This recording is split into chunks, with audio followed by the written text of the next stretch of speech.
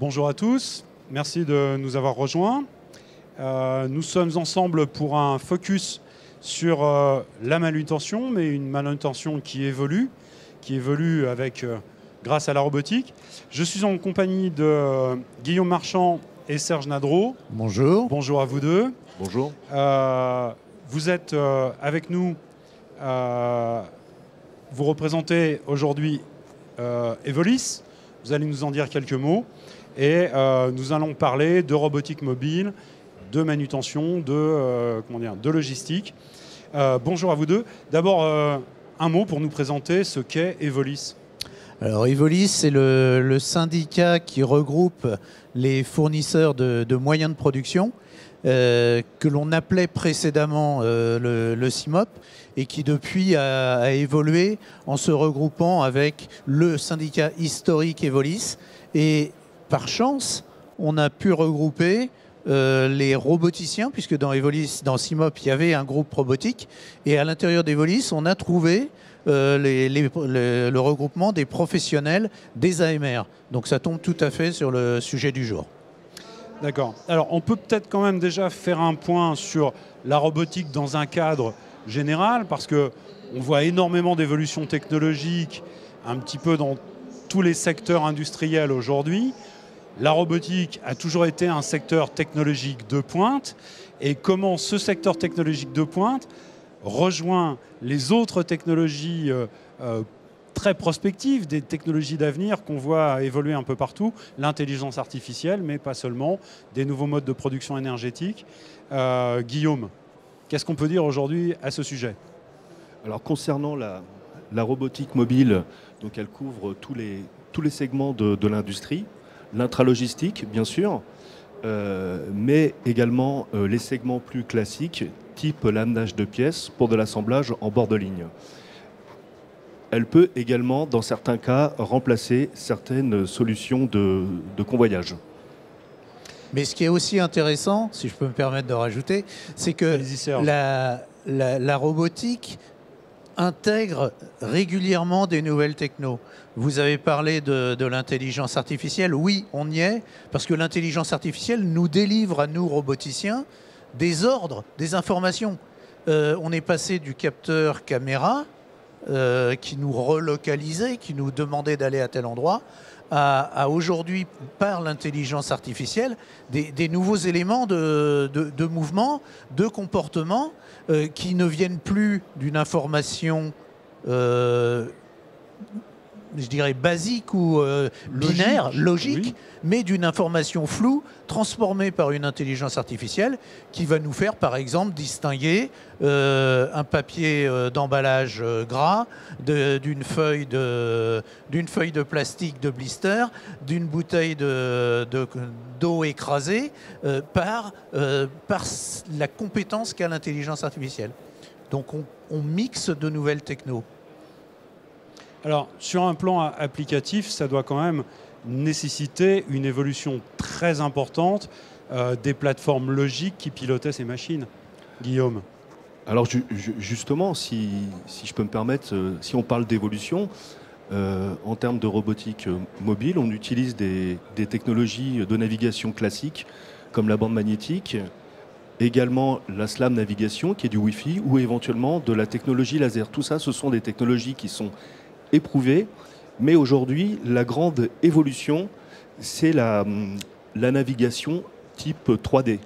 En fait, on va pouvoir, grâce à cette évolution, être capable d'avoir une navigation qui permet d'appréhender un espace de travail, de créer sa propre intelligence, par exemple, de pouvoir détecter un obstacle, type une palette qui est positionnée sur un passage de façon malencontreuse, et éventuellement de la contourner si on a décidé de vouloir la contourner. Serge, qu'est-ce qu'on peut dire encore très rapidement sur cette cohabitation entre la robotique classique et la robotique d'avenir?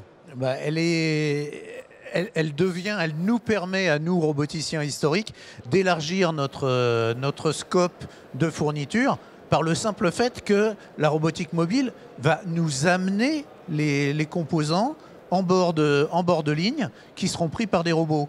Après, l'étape suivante, ce sera de remplacer la colonne vertébrale de la ligne, le convoyeur, par de la robotique mobile. Là aussi, on y arrive, on commence à avoir des solutions de ce type-là qui vont modifier le schéma industriel d'une usine. On reparle de robotique mobile. On sent aujourd'hui que c'est vraiment un secteur qui s'impose dans l'entreprise. On sent vraiment que le fait que le robot gagne en liberté est non seulement une attente des industriels, mais réellement un besoin. Guillaume ? Oui, aujourd'hui, on voit qu'on a une forte demande et une forte croissance au niveau de tous les segments de l'industrie, que l'on peut chiffrer à plus de 20%, afin d'automatiser, comme je disais tout à l'heure, des transferts de produits dans le domaine intralogistique ou sur tout type de segments, comme des amenages de pièces sur des bords de ligne. Serge. On a, nous, roboticiens, intégré une société d'AMR dont vient Guillaume. Et en fait, on se rend compte de la dynamique que cela crée, de l'attente de nos clients qui nous voient d'abord comme des fournisseurs de solutions, mais qui sont très demandeurs qu'on leur élargisse le scope.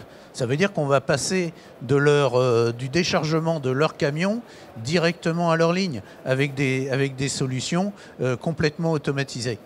Alors, c'est sûr que quand on aborde ces points-là, on ne discute pas obligatoirement avec les mêmes personnes chez le client. C'est aussi la nécessité d'élargir notre discours et nos compétences. Mais à la base, on va retrouver tous les éléments de l'automatisation classique, la mécanique, l'automatisme, la gestion des sécurités.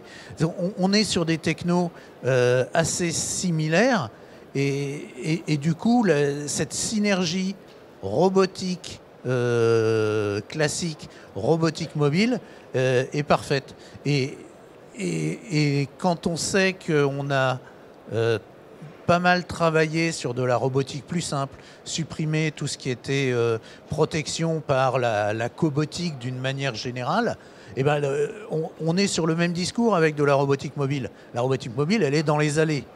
Nous, nos robots, nos cobots peuvent être dans les allées s'ils sont portés par ces robotiques mobiles, mais sinon, ils seront sur des postes de travail sans protection particulière.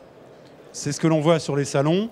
Et je vais repasser à nouveau la parole à Xavier et à EasyMile. C'est ça, EasyMile, en fait, avec qui je suis toujours, avec Clément Masson. Effectivement, c'est peut-être des petites problématiques comme ça que l'on peut avoir, peut-être dans des entrepôts. Mais déjà, en fait, Clément Masson, dont vous êtes directeur du développement commercial d'EasyMile, donc le kilomètre facile, pour bien le traduire. Présentez-nous votre secteur d'activité, votre cœur d'activité. Donc chez EasyMile, nous développons des véhicules autonomes qui ont pour objectif de transporter ou bien des personnes ou bien des marchandises sur sites privés, industriels ou même aéroportuaires. Quel type de solution vous présentez là de façon spécifique sur Global Industries ? Sur Global Industries, donc, nous faisons la promotion de notre tracteur autonome, qui est un tracteur à bagages ou un tracteur industriel, qui a pour objectif de transporter des remorques, des marchandises pour relier des bâtiments. On va parler de flux interbâtiments grâce à un AGV extérieur.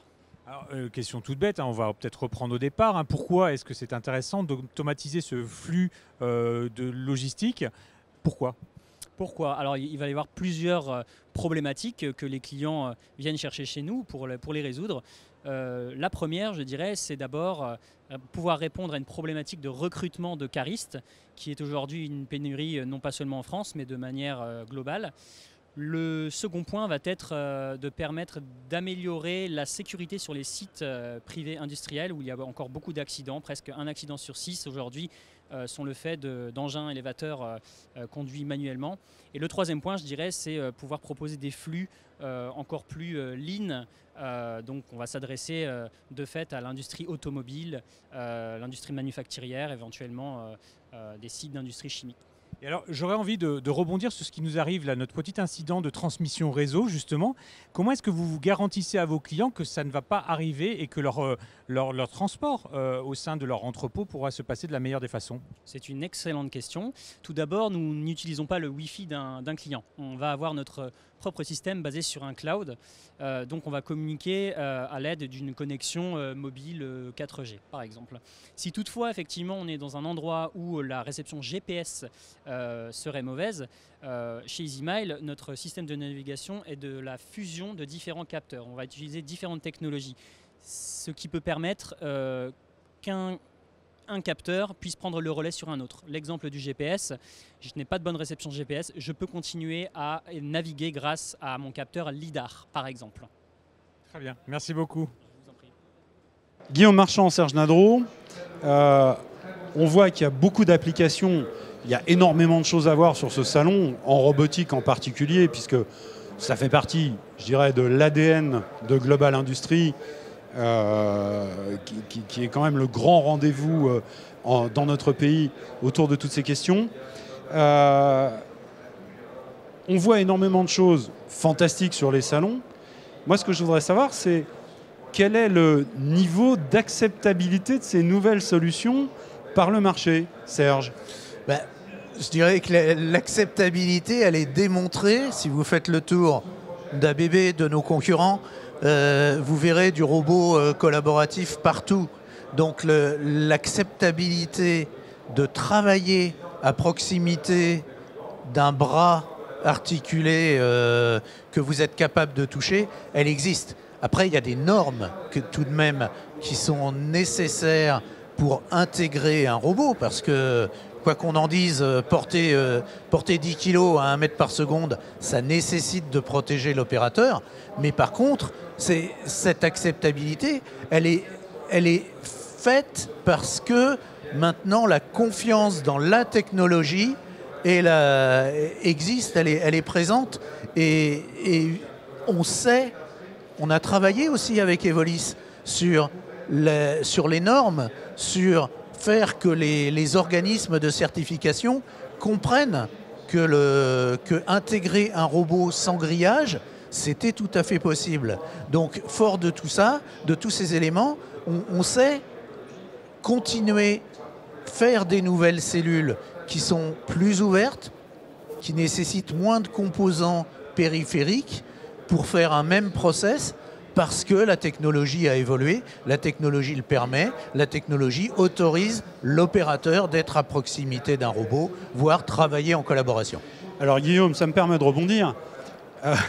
Serge nous explique qu'aujourd'hui, travailler à côté d'un robot, c'est devenu presque quelque chose de classique, et je ne remets pas sa parole en cause, mais lorsque le robot commence à se balader dans l'entreprise, quand il commence à se balader sur le site, à passer à côté de vous, à vous contourner, est-ce que l'acceptabilité, elle est toujours aussi bonne?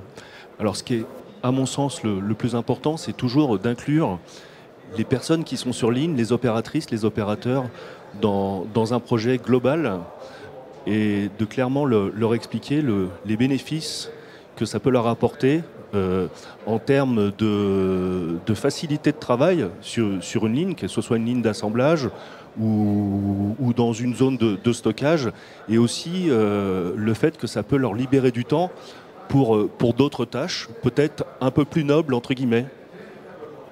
Est-ce qu'il y a, je dirais, une sorte de méthode vertueuse qui permet, je dirais, de faciliter cette acceptabilité par les opérateurs, par toutes les personnes qui sont concernées par la proximité de ces robots, Serge? On l'a bien vu à travers différents programmes que CIMOB, devenu Evolis, avait lancé comme RoboStart PME. Ce dont on s'est rendu compte, c'est qu'il était très important d'impliquer dans la conception, dans la justification de l'automatisation des tâches par des robots mobiles, d'intégrer l'ensemble des compagnies. Et la preuve en était, c'est que toutes ces PME qui étaient devenues des primo-accédants à la robotique ont en fait grossi leurs effectifs, grossi leur chiffre d'affaires. C'est ce programme d'évangélisation de la robotique, un petit peu sur un tissu industriel de petites sociétés, a réellement montré que si, dès le départ, on intégrait toutes les équipes, des opérateurs, des maintenanciers, de l'ingénierie, à ce moment-là, l'acceptabilité n'était même pas un sujet. Donc, si je comprends bien, ça n'est pas uniquement une problématique et une interrogation de grands groupes industriels déjà bien rompus à l'intégration de nouvelles technologies. C'est aujourd'hui quelque chose qui descend, je dirais, dans une certaine granularité de notre tissu industriel jusqu'à la PME, peut-être la TPE ? Oui, tout à fait. Guillaume, oui. Qu'est-ce que vous pouvez nous en dire ? Oui, je crois qu'on peut parler à la fois de PME, comme de grands groupes industriels, comme de TPE, où chaque entreprise est à la fois à la recherche de gains de productivité, et puis en même temps pour une organisation beaucoup plus lean. La TPE sera intéressée par une solution où vous amenez de l'automatisation devant une machine pour faire des petites séries. Et cette automatisation, donc c'est un robot posé sur une table, retaqué devant la machine-outil. Cette solution, vous la reprenez, vous la déplacez, vous l'emmenez à la machine suivante pour faire une autre petite série. Donc on va réduire l'investissement pour la TPE et on va être capable de prolonger, de suivre leur évolution de production. En plus d'avoir la souplesse d'être capable de produire la série A ou la série B selon leur propre demande de leur marché. Il va y avoir des problèmes qui vont concerner, je dirais, la formation, et la formation à un niveau très complexe, puisque on a la notion de formation chez le fabricant, chez l'intégrateur, mais on a aussi la notion de fabricant chez l'utilisateur. Est-ce qu'aujourd'hui, on est suffisamment armé pour faire face à ces questions, à ces problématiques ? Est-ce qu'on a les bons cerveaux ? Est-ce qu'on a les bonnes personnes ? Est-ce qu'on a les bons outils, Serge ? Alors, on sait ce dont on a besoin. On a travaillé avec Evolis sur l'identification de nos besoins, de nos compétences, de nos qualifications. Et on est dans nos groupes, on a intégré dans nos groupes l'écosystème de formation, que ce soit de la formation éducation nationale, jusqu'aux certifications, au diplôme, ou en formation continue. Et on travaille avec ces organismes-là pour justement nous amener, intégrateurs, fabricants, utilisateurs, avec les bonnes compétences. Les compétences, ce sont quasiment les mêmes en AMR qu'en robotique. C'est de la mécanique, c'est de la programmation, c'est de l'automatisme. Ces compétences-là, elles sont déclinées différemment sur un AMR ou sur un robot, mais les bases sont les mêmes. Et donc, oui, en France, on est en manque de personnel de ce niveau de compétences. On en recrute chez nous-mêmes. Mais on travaille à donner goût à l'industrie aux jeunes, aux étudiants. Pour leur donner goût, on le voit sur ce salon, il faut faire du numérique, il faut faire du digital. Le gars qui va concevoir sa cellule, sa solution sur un ordinateur et qui derrière, en appuyant sur la touche magique, la retrouve un mois plus tard physiquement installée chez un client, il a l'impression d'avoir créé quelque chose. Et il l'a créé en numérique avec les mêmes outils qu'il a sur sa PlayStation pour derrière la retrouver. Il l'a eu en réalité virtuelle, il la retrouve en réel chez son client. Xavier, est-ce que vous m'entendez ? Et est-ce qu'on peut retrouver votre intervenante qui va nous parler d'une solution pour la transmission fluidique et l'usinage ?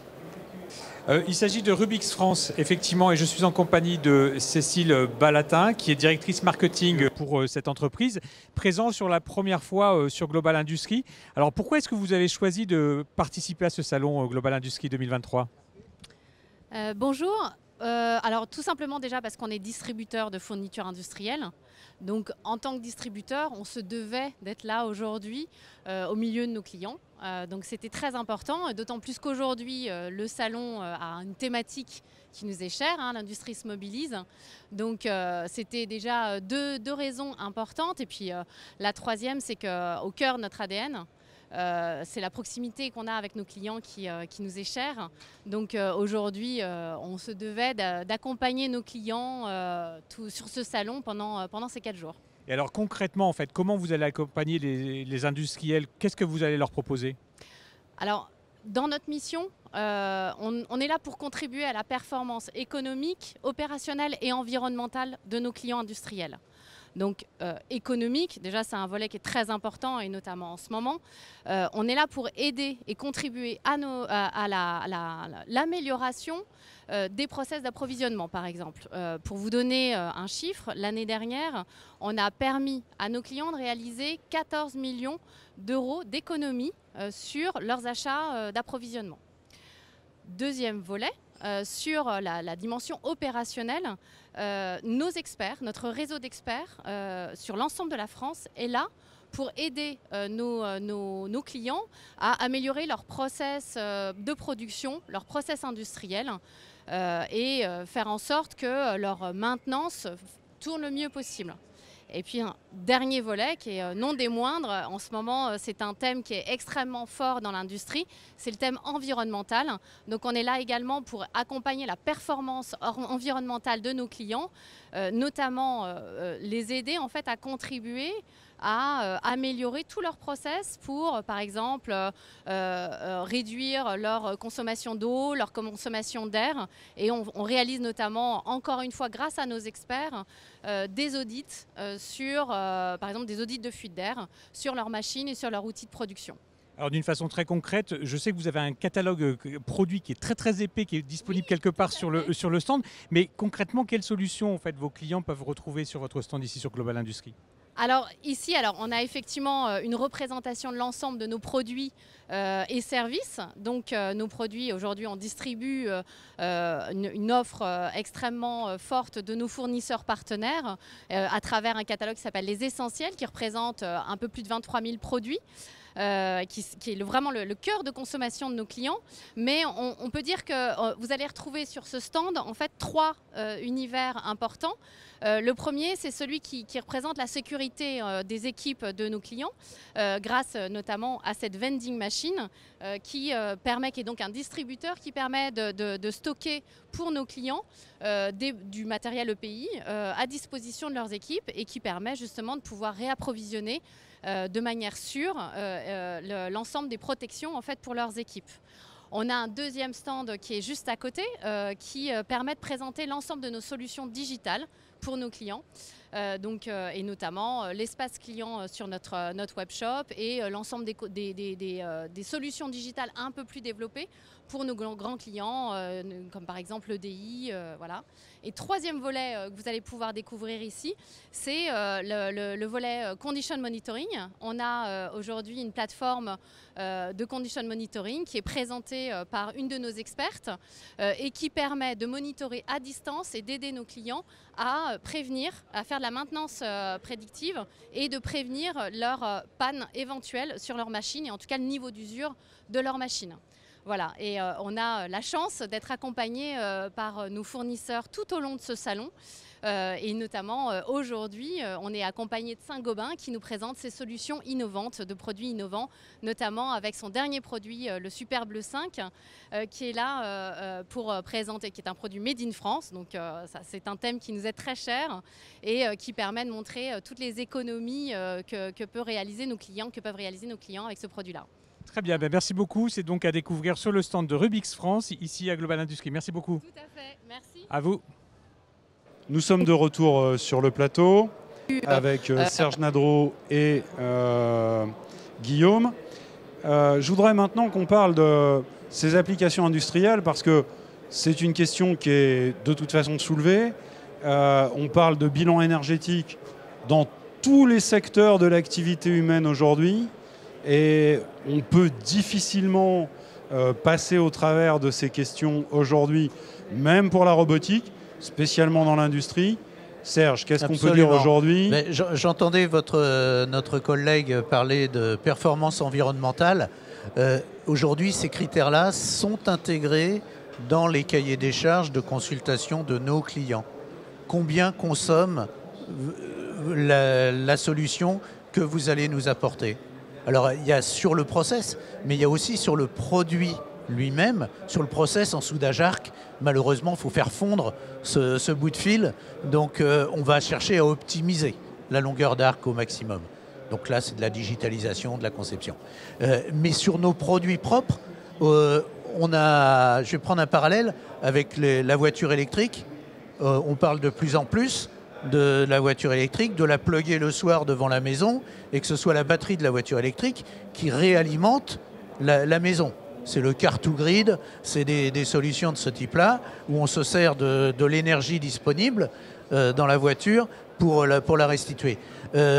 En robotique, on y arrive. Ça veut dire qu'on va restituer notre robot quand il va ralentir, va restituer de l'énergie sur le réseau du client. Donc on est sur du robot to grid si on veut.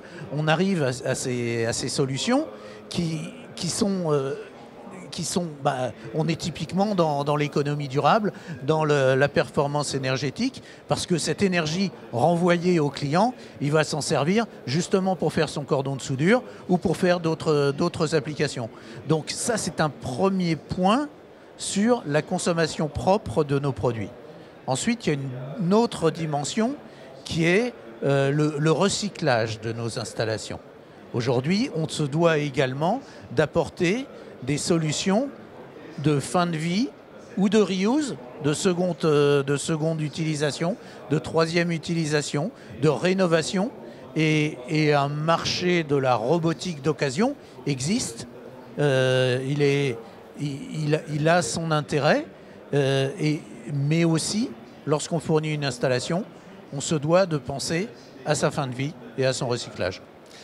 Et moi, j'ai envie de poser la question, qu'est-ce qu'il en est aujourd'hui de la primo-fabrication? C'est-à-dire, dans la fabrication des équipements aujourd'hui, est-ce qu'on arrive à réduire l'empreinte carbone de la conception? Alors forcément, avec la 3D, avec un processus numérique beaucoup plus intégré qui suit, j'ai bien compris qu'on avait déjà fait des efforts, mais on sait très bien que ces efforts, ils ne sont pas suffisants, il faut aller beaucoup plus loin aujourd'hui.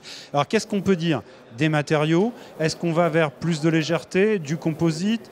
Est-ce qu'on commence à intégrer des pièces qui arrivent de fabrication additive? Est-ce qu'il y a peut-être d'autres pistes que je n'ai pas même envisagées? Les batteries, par exemple, qui sont intégrées, est-ce qu'on va pouvoir faire des batteries plus durables, qui sont fabriquées avec des éléments moins rares, moins complexes, moins difficiles à intégrer? On travaille un petit peu dans toutes ces directions. Un robot qui porte 300 kg, il y a quelques années, il pesait 1 tonne, 1,5 tonne.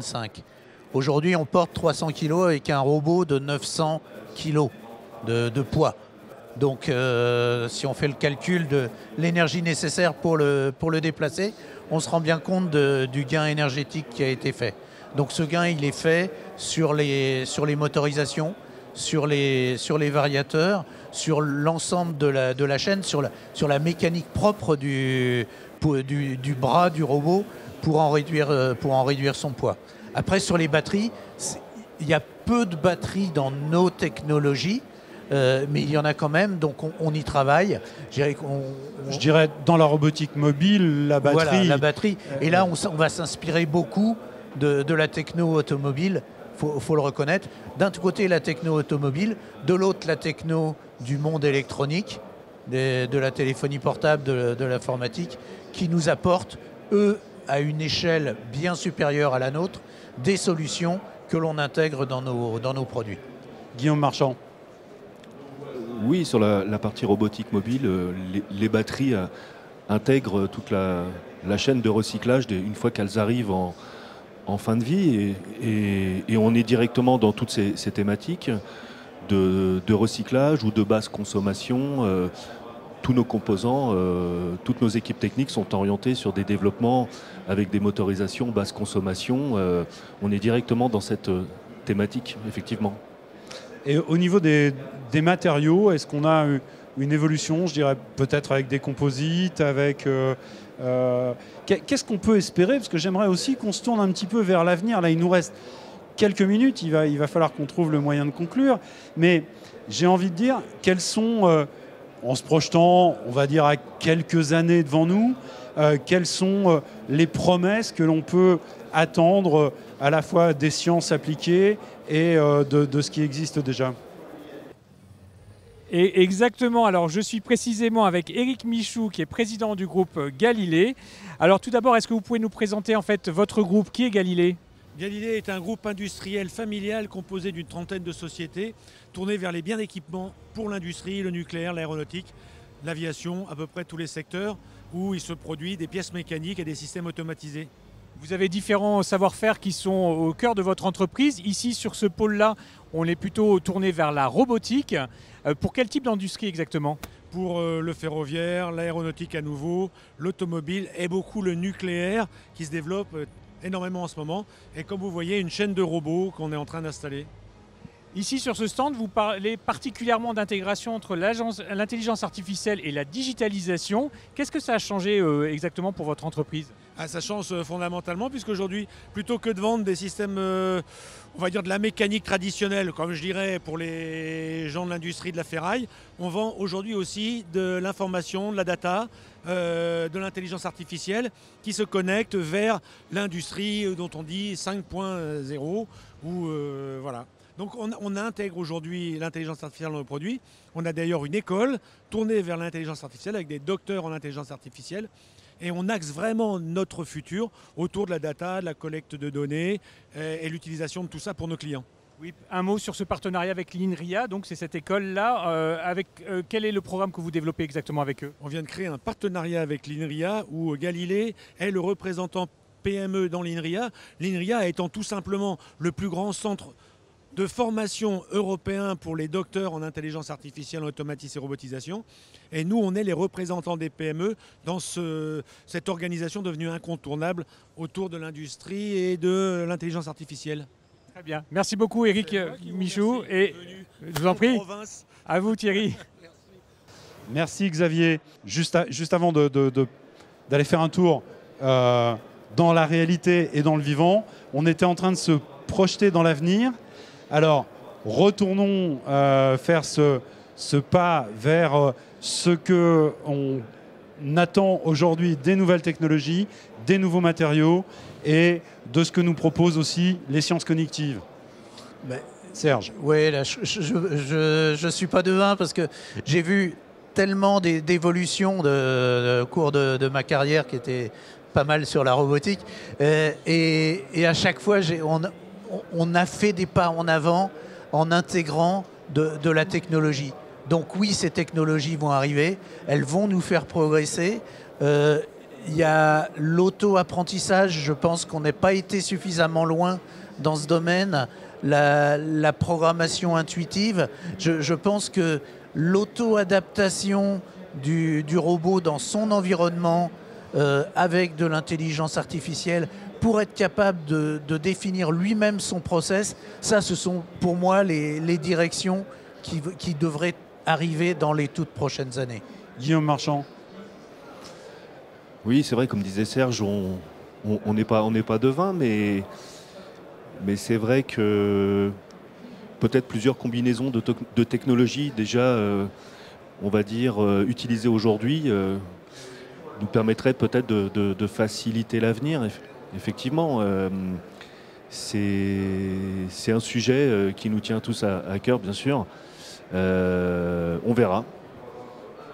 Alors, on va retrouver Xavier sur l'exposition. Xavier qui nous emmène maintenant, sur le stand de Meanwhile, qui conçoit et déploie des solutions robotiques mobiles intelligentes et modulaires. destinés au transport logistique dans les établissements industriels. Alors on va regrouper tout ce dont nous venons de parler. Xavier, c'est à vous. Oui, exactement. Et pendant ce temps-là, on va parler de Meanwhile avec Sacha qui est PDG de cette entreprise. Tout d'abord, en fait, pourquoi Meanwhile ? Meanwhile, parce que pendant ce temps-là, en anglais, nous concevons des solutions technologiques pour que pendant ce temps-là, les femmes et les hommes réalisent quelque chose de bien plus important. Nous réalisons de la technologie pas pour remplacer les personnes, mais pour être au service des personnes. Et donc on vient de voir ce robot passer. Exactement, alors quelle est sa fonction à ce robot qui vient de passer devant la caméra? Il n'est pas mal poli, simplement, il nous a évité.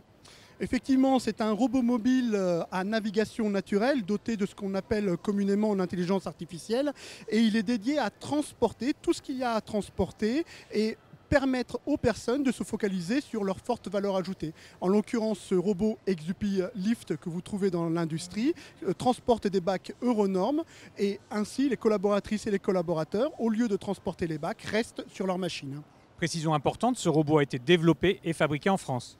Il a été conçu et fabriqué par Meanwhile, donc effectivement en France.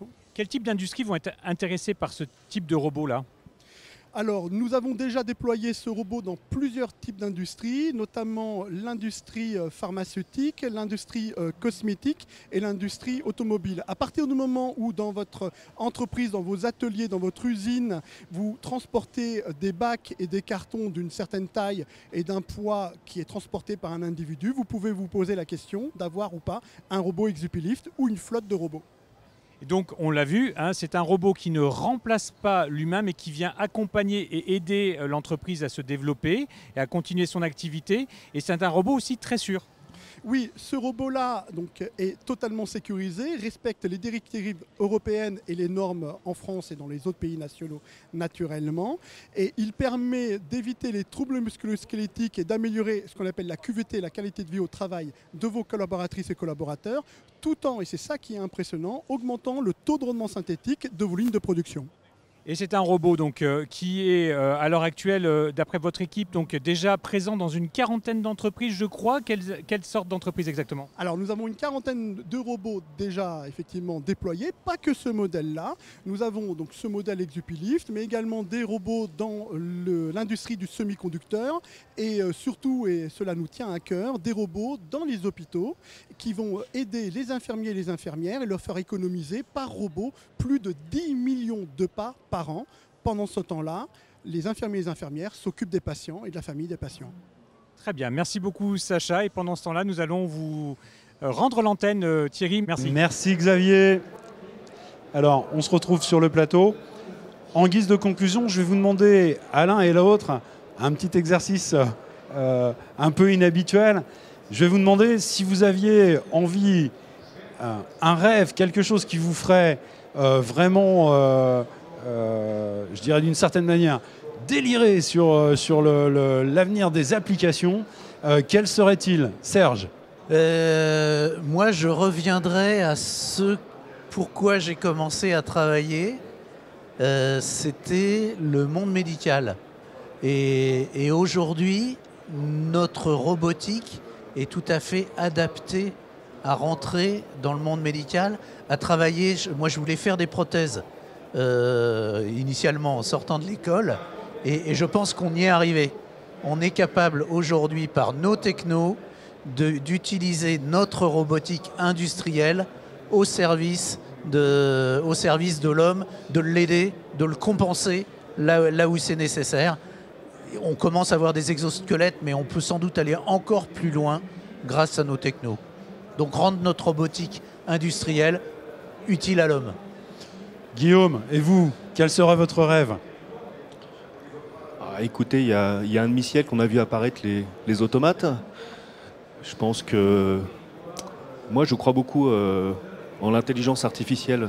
Je pense que c'est une technologie qui va beaucoup se développer et apporter beaucoup de bonnes choses dans le domaine industriel. Oui, j'y crois. Eh bien, je vous remercie. Très bonne journée, très bon salon à tous. Au revoir. Merci beaucoup.